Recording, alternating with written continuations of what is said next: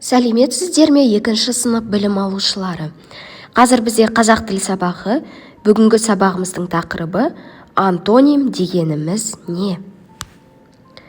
Бүгінгі сабақ мақсаты: сіздер антоним сөздерді ажыратуды және сөйлеуде қолдануды, дәптерге бас әріп және кіші әріптің биіктігі мен мөлшерін сақтап жазуды үйренесіздер. Олай болса, антоним дегеніміз не? Жаңа ақпаратпен танысайық. Тілімізде мағынасы қарама-қарсы сөздер кездеседі. Мұндай сөздерді антоним сөздер дейміз. Антоним грек тілінен шыққан қарсы атау дегенді білдіреді. Мысалы, күн, түн, алыс, жақын, ыстық, суық, ақ, қара. Енді антоним сөздер жайында қосымша бейнематериалды қарауларыңызды сұраймын. Антоним. Достар, антоним дегеніміз мағынасы бір-біріне қарама-қарсы сөздер. Ашық, жабық, ұзын, қысқа, ыстық, суық, көп, аз, қалың, жұқа, биік, аласа, ащы, тұщы, күндіз, түн, лас, таза, толы, бос,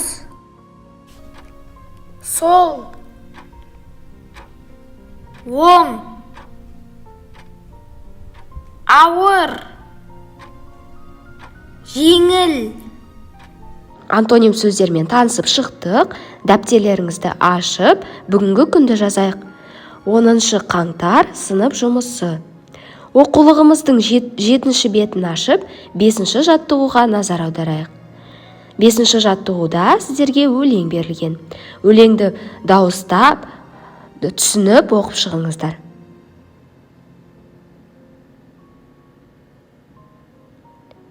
Енді балалар, өлең не туралы? Сол жайында ауызша айтып көрейікші. Өлеңде оң және сол деген сөздердің асты сызылған. Неліктен олардың асты сызылып көрсетілген? Дұрыс айтасыңдар. Оң және сол сөздері бір-біріне қарама-қарсы, яғни антоним сөздер, Олардың мағыналары бір-біріне қарсы келеді. Сондықтан олар антоним сөзге жатады. Келесі 6 жаттығуды дәптерге жазбаша орындаймыз. Мақал-мәтелдерді көшіріп жазасыздар. Балалар, енді осы мақал-мәтелдің ішінен мағынасы қарама-қарсы сөздерді табайықшы. Және оны дәптерге астын қарындашпен, сызғышпен сызу арқылы көрсетейік.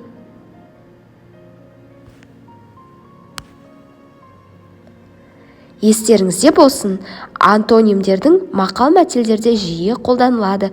Мысалы, көз қорқақ, қол батыр, ең тәтті де тіл, ең ащы да тіл. Бірінші мақалда көз қорқақ, қол батыр деген сөзде қандай сөздер антоним болып келеді? Дұрыс айтасыңдар. Қорқақ, батыр. Қорқақ қандай? Батыр қандай?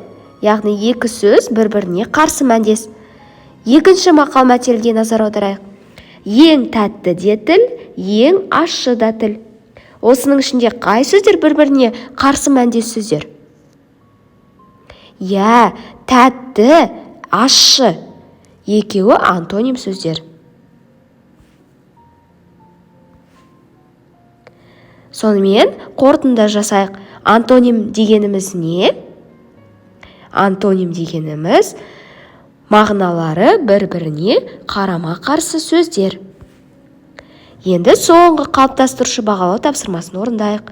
Балалар, дәптерлеріңізге қалыптастырушы бағалау деп жазып қойыңыздар, және осы екі бағандағы сөздерді бір-бірімен сәйкестендіресіздер. Сәйкестіргенде антоним сөздерді тауып, бір-біріне қарама-қарсы мәндес сөздерді бағыттаушы стрелкамен, бағыттаушы сызықтармен қосу керексіздер. Тапсырма түсінікті болса орындайық.